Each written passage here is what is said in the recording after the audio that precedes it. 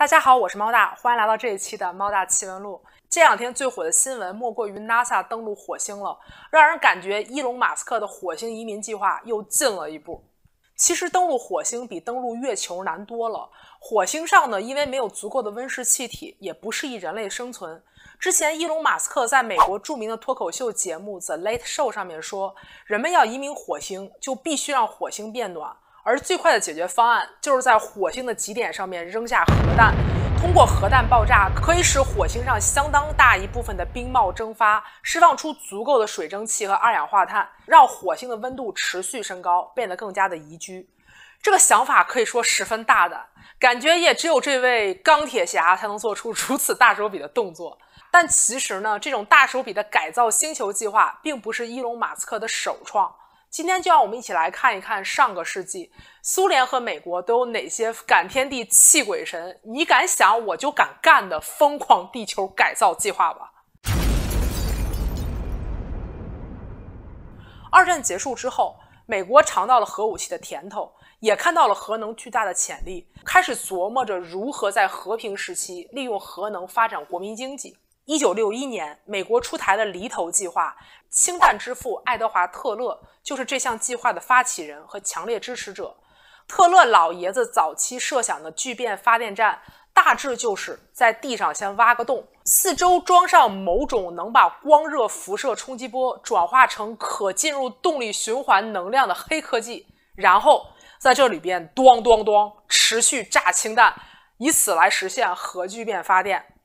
在特勒老爷子眼里，没有用一颗核弹解决不了的问题，如果真的有的话，那么就来2颗核弹总能解决了吧。在把特勒老爷子的脑洞投产之前呢，美国的科学家在内华达的沙漠里面进行了一系列的核实验，其中最著名的就是1962年的轿车实验。核弹放置的深度为194米，即便已经埋了这么深，这次剧烈爆炸引发的抛土量依然达到了惊人的1200万吨，还生成了一个直径390米、深100米的巨大深坑。这个坑也是美国历次核试验中所产生的最大的一个坑，现在依然可以去参观。然而评估表明，爆炸产生的放射性尘埃将广泛存在，而且可能引发严重的核泄漏和核辐射问题，因此这一个概念呢也就寿终正寝了。在离投计划的提案中，美国打算利用核爆炸来拓宽巴拿马运河，挖掘人工港口，打通山脉，开采天然气跟石油。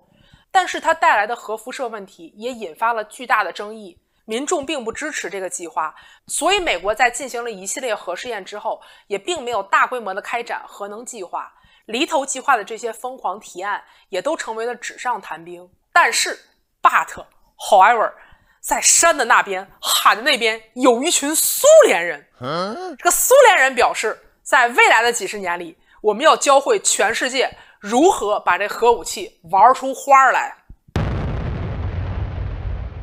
二战结束之后，美苏两极对立的局面开始形成，进一步发展为冷战。看着美国人在核试验上的折腾一天胜过一天，苏联人也没闲着。和美国的离投计划一样，苏联也有一个类似的计划，叫做国家经济核爆炸。为了利用核能为国民经济做贡献，苏联在1965年在恰贡河干涸的河道上进行核爆炸，快速挖掘出了一个人工湖。1965年1月15日，随着一声巨响，一朵蘑菇云升天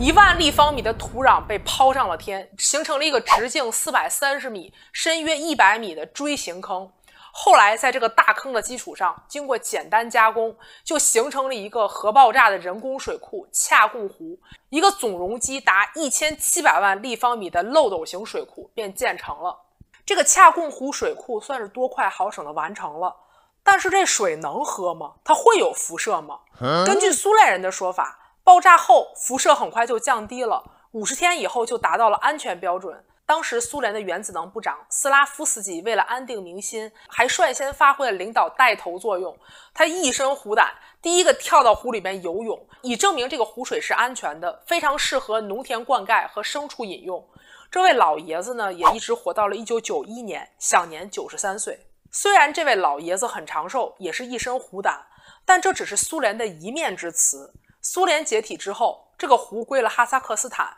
也有了一个新的名字，叫做原子湖。根据这个哈萨克斯坦方面的说法到现在为止，恰贡湖湖水的辐射水平依然是普通饮用水的100倍以上，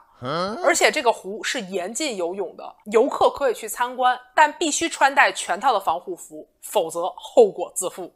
另外，由于这次的核爆炸所产生的放射性物质大概有 20% 进入了大气层，进入了全球大气循环体系，后来还在日本被检测到了，引发了日本政府的强烈抗议，但最后呢还是不了了之了。恰贡湖水库计划在当时的苏联人眼中是圆满完成的大项目，也使得苏联人对核弹头的信心大增。很快，核爆炸计划的下一个目标来了，开凿大运河。运河的开凿对于任何一个国家而言都是一个大项目，可谓是一件功在当代利在千秋的壮举。历朝历代的大运河修建都对当时的国力产生了巨大的损耗，可谓是劳民伤财。中国的秦朝和隋朝都曾经因为修建大运河而耗尽其力，导致2世而亡。之前需要大量的民力物力才能修造的大运河，如今利用核弹头就能够快速建设，排山倒海，让大江大河为国家所用，岂不美哉？咱是这么想的，苏联当时的领导人物勃列日涅夫他也是这么想的。苏联呢是一个水资源丰富的国家，但是水资源的分布呢比中国还不合理。苏联有 80% 的人口位于南部和西部，但这里面只分得全国 15% 的水资源，剩下的 85% 的水资源更多的分布在苏联北部和东部人口比较稀少的地区。这些水资源几乎就没有什么应用，白白的流入了北冰洋。从20世纪60年代开始，苏联呢就在里海东岸的中亚一带，也就是现在的哈萨克斯坦和土库曼斯坦一带，开发了许多的新的农田，主要种植棉花和一些耐旱作物。这些新开发的农田需要大量的灌溉水源。鉴于此，当时的苏联领导人勃列日涅夫提出了一项巨大的工程——大河倒流。通过修建运河、大坝和水库，使得这些本该流向北冰洋的大河倒流至里海和中亚等缺水地区，用于农业灌溉和水力发电。这个计划就被称为西伯利亚3大河倒流计划。1970年开工，原计划1990年完工。1976年，在修建博潮拉河与卡马河的运河工程时，苏联使用了原子弹。苏联拿出了3颗相当于当时日本广岛级别的原子弹，相隔150米排成一列，同时引爆，生成了一条长700米、宽350米、深10到15米的深渠。当天在几百米之外对于放射性进行了预测，发现放射能源较低，于是第2天就重新开工，继续修这个运河了。虽然核弹的威力很大，但是实在架不住，西伯利亚地区实在是太广大了。在1976年的首轮核爆炸试验后，苏联专家发现，哪怕是3大河里面最容易实现的潮伯拉河，这一个引流工程就需要250颗以上的原子弹，这个造价实在是太高了，用几百颗核弹来建造一条完整的运河，实在是不大现实。而且人为对河流进行强制改道，对当地的水文和气候环境造成了毁灭性打击。咱们可以这么说，如果这3大河流的改道计划真的实现了，西伯利亚的生态系统也就完蛋了。1986年，在当时苏联领导人戈尔巴乔夫的首肯下，大河倒流计划宣告失败，被彻底放弃。开凿运河的计划虽然以失败告终，但是核弹造福社会的脚步却没有停下来。苏联的另一个目标是地质勘探，毕竟搞建设没有矿物怎么行呢？1971年，苏联国家经济核爆炸计划与地质部展开深入合作，在苏联广袤的大地上利用核爆炸来进行地震勘探。所谓地震勘探，就是通过观测和分析人工地震所产生的地震波在地下的这个传播规律，来探测地下矿物的分布。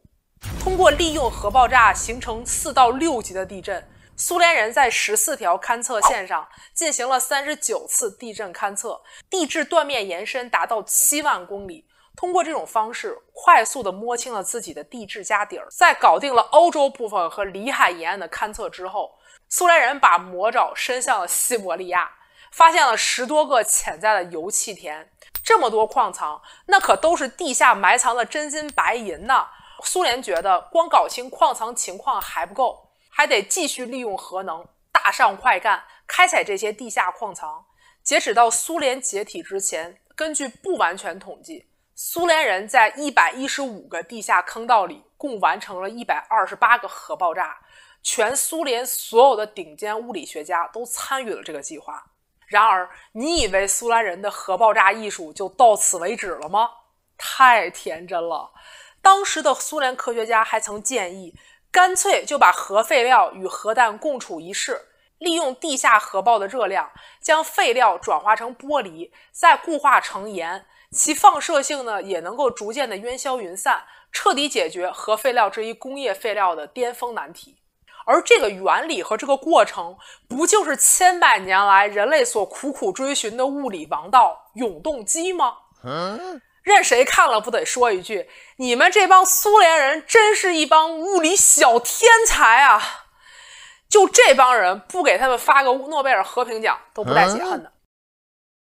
但是俗话说，常在河边走，哪能不湿鞋？把核爆炸玩出花来的苏联核爆大兵也有过不少失手的时候。1978年8月，在库雅特地区发生了放射物泄漏的意外事件。现在这个地方已经成为了比切尔诺贝利更可怕的禁区。在位于现在哈萨克斯坦北部的塞米巴拉金斯克地区，作为前苏联的主要核试验场地，从1949年到1989年，这个地方一共进行了5000多次核试验，污染区域达30万平方公里，上百万人曾经受到核辐射危害，许多当地人先天畸形或者患有各种疾病，他们和他们的孩子是核试验的直接受害者，当地的生态也因为核试验而毁于一旦。